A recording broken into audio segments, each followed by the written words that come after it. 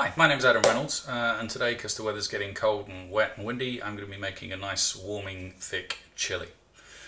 So as Simon suggested, onto the ingredients.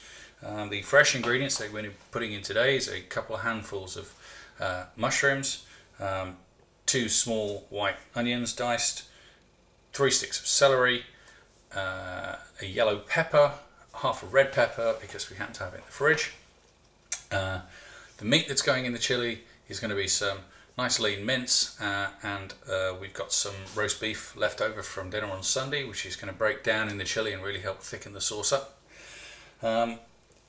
From tins, we've got a tin of black eyed beans, and a tin of kidney beans, and a tin of chopped tomatoes.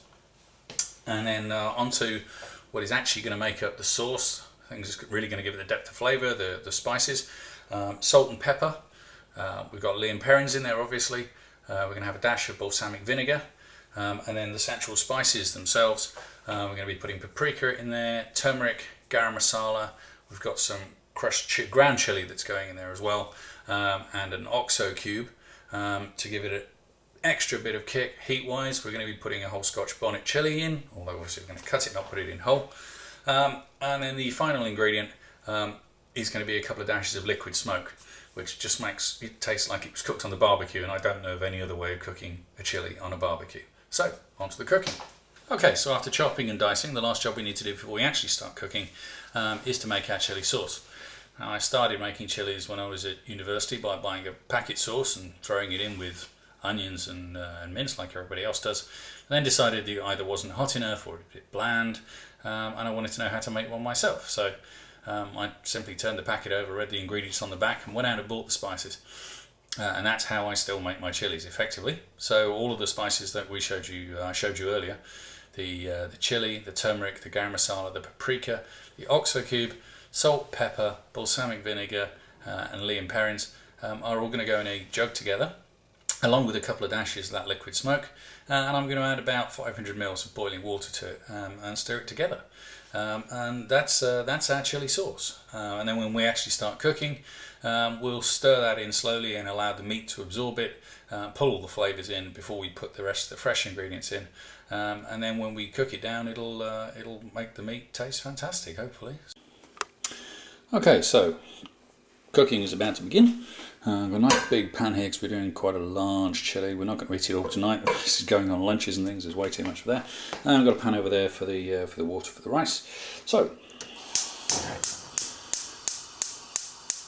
on with the pan.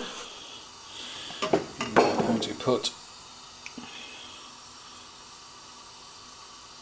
some drizzle of olive oil in there. And just let that heat through. And then we're going to drop the onions in.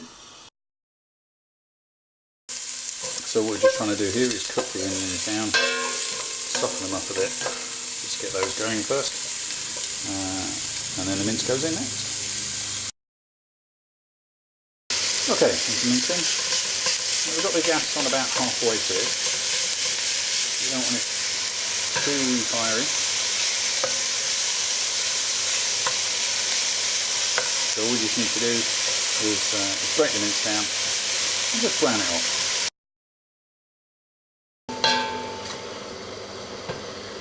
Okay, so there's our mince nicely browned off. And you know, looks okay, but it does look a little bit grey and a little bit tasteless, so it's time to get some flavour into it.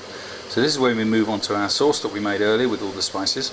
And the other secret ingredient, only secret because I forgot to mention it earlier, which is a glass of red wine. Optional, of course. So what we're going to do is we're going to add a little bit of our made up sauce.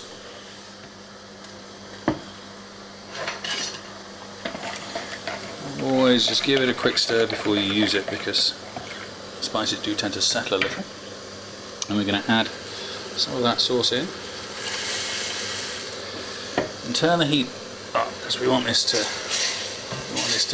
boil and start thickening down as quickly as possible. Give it a good stir.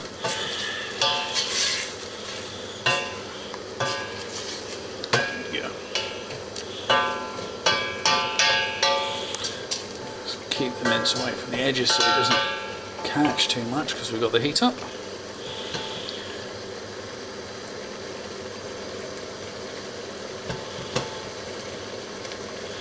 And what we're trying to do now is we're trying to get the mince to soak all of those spices up, soak all of that flavour that we put in there up. And we're just going to leave that for just a minute, just to allow that sauce to start reducing down.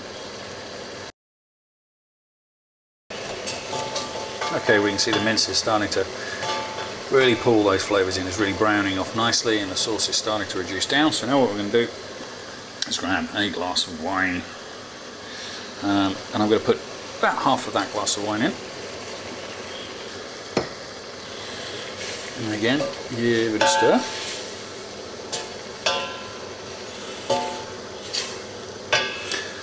And the wine is just another of the ingredients to help really build the depth of flavour on this. Really give it a nice warming character. Just remember the old rule: you should never cook with wine that you wouldn't drink. So I'd better check that that's okay then. Yeah, that'll do.